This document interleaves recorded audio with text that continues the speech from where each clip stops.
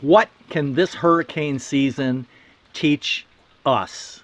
Even if you're far away from the coast and maybe hurricanes aren't an issue with you, some sort of bad weather is. So what do we really need to do to be prepared for bad weather, hurricanes, floods, tornadoes, fires, earthquakes, whatever it might be?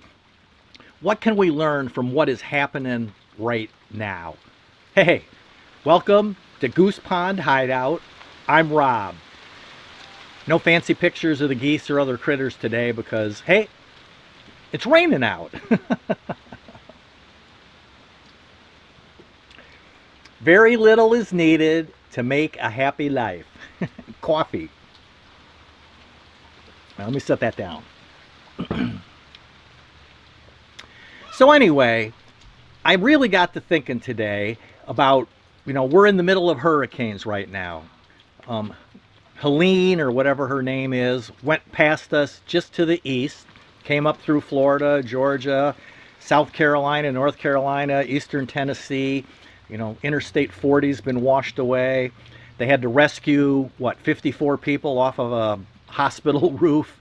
And, you just never know what's going to happen. A couple weeks ago, Francine went west of us, came marching right up the Mississippi River, and was well west of us. We had a lot of wind and hardly any rain from Francine. It's been raining for days here with Helene.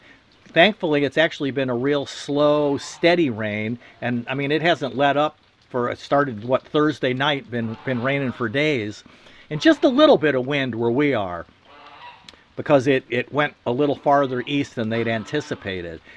But when you're watching the news and you're seeing people's houses floating down the rivers and mudslides and an entire hospital being underwater where, the employees and staff and maybe some patients, I think they got all the patients out though, had to be rescued off of the roof.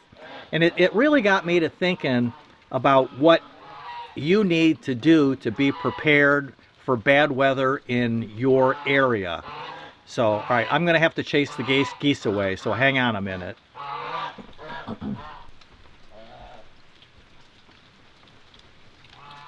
right, sorry about that. They follow me. They're beggars.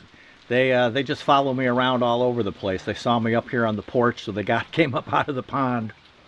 So, anyway, what do you really need to do to be prepared? Because, we all kind of go through that big picture motion of being prepared, and we went through Katrina back in '05, and I remember after we drove way up north and stayed with some family way inland, and I remember driving back down the interstate and all the cars that were sitting on the sides of the road because they'd run out of gas because they were stuck in traffic or didn't have enough gas in their car, because when everybody decides to exit, it's a huge traffic jam, even on an interstate.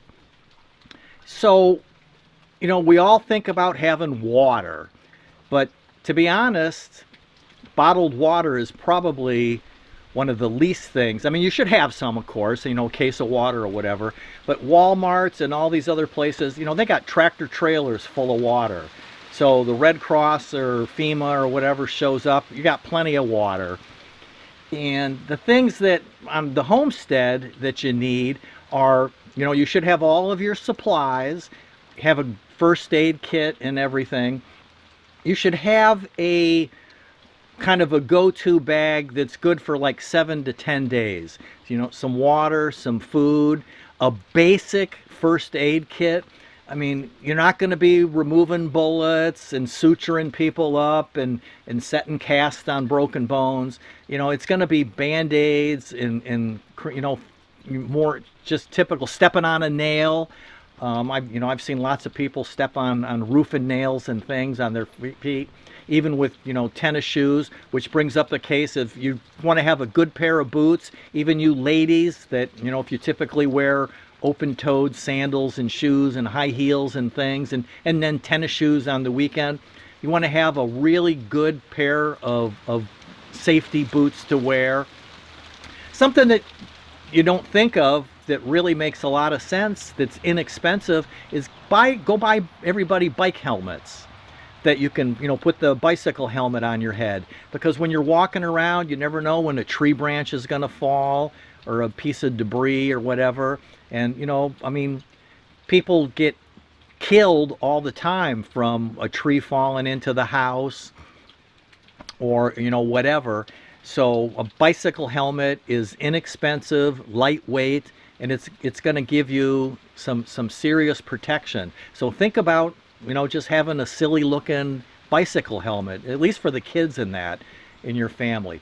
Basic first aid kits and things that you want to have. So you have you're prepared in your homestead. You have your 7 to 10 day go-to bag for if you need that, and then like a 2 to 3, like a quickie backpack bag that you can just grab and run.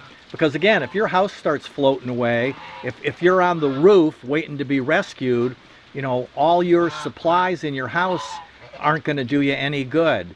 So you got to be the geese actually walked all the way around the house so that they're now right behind me. Hang on.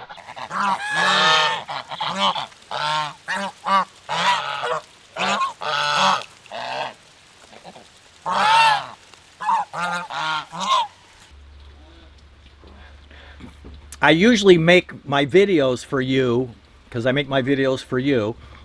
I usually do it about 7:30 in the morning, and the geese are still closed up in their pen and their run with where their coop is and that. But it's almost noontime here today, and so they're out. I thought they'd stay in the pond, and of course with it raining that they'd be amused with the rain, but they're pets. They like me too much. I'm like their mama, I guess. They follow me all over the place. But I couldn't believe they actually went all the way around the house to get to be right behind me. So I gave them some corn way over on the other side of the property. But anyway, you have your supplies in your house, your go-to bag, 7 to 10 days with all your supplies. You're just get out of town, in case you got to jump in the car and go, because if your house is floating away or the waters come up, and again, whether it's a hurricane, a tornado, a fire, whatever it is, and you want to have things like, everybody thinks of, the water and the food and that, but you want to have a toothbrush with toothpaste, shampoo, wipes. You ladies want to have some feminine products, and I'm talking about real ladies here. You need you have feminine hygiene type products, and all these things that you just kind of don't think of because you're looking at the big picture. Lots of Band-Aids, the bike helmet, and have a container of gas.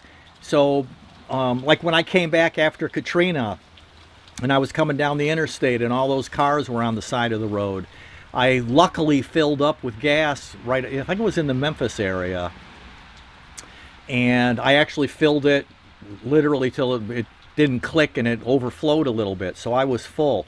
And when I got down close to New Orleans where our sailboat was, I ran out of gas in our vehicle, and I had 2 5-gallon buckets of gas for the generator in the sailboat, so I was able to pour a little bit of gas into the vehicle so that I could get the last 2 or 3 miles, to make it to the sailboat. So, and like all the vehicles that were broke down on the side of the road, you could have sat there, and then once traffic cleared out, pour some gas into your car and continue on your way.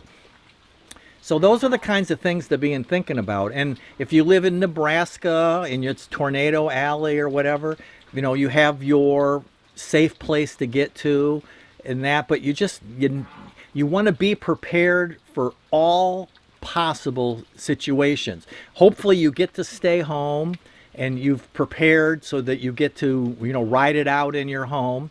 If you're right in the path of whatever's coming, again, tornadoes come fast, but hurricanes you get like a week's warning with. You want to be, prepared in your home so you can button down the hatches and stay. You want to have your long-term go-to bag if you've got you know, you have time to load up the car and get out of town. And you want to have your backpack 2 to 3 day in case you just got to grab and run and you don't have time to do anything because it comes on so fast.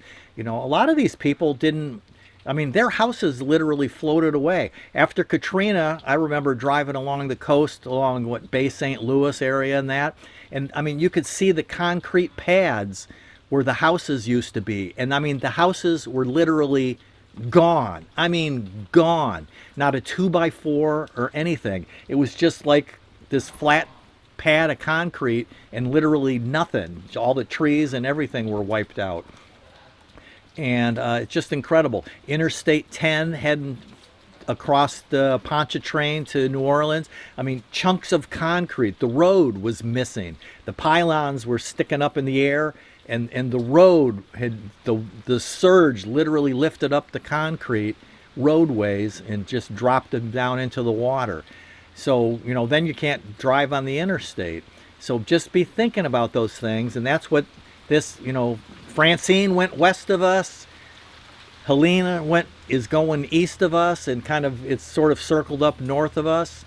You know, we're hundreds and hundreds of miles from the coast. It's raining, been raining for days. Thankfully, it's rained so slowly that we don't have any flooding here, and we were in drought conditions, so it really has been a nice rain. We've had off and on a little bit of wind. I was kind of nervous a couple times, but nothing too serious.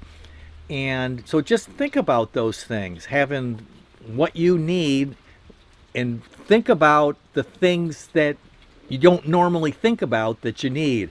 And maybe a little fan, you know, to keep the breeze, chargers so you can get your phone charged up, because if you don't have a car battery and you've left your house, how are you going to charge your phone? So a little backup battery system for your cell phones. It's just those kinds of things are the things that you want to think about. Let me know what you think, because it's all about happiness and freedom. Freedom! Or this way. Freedom!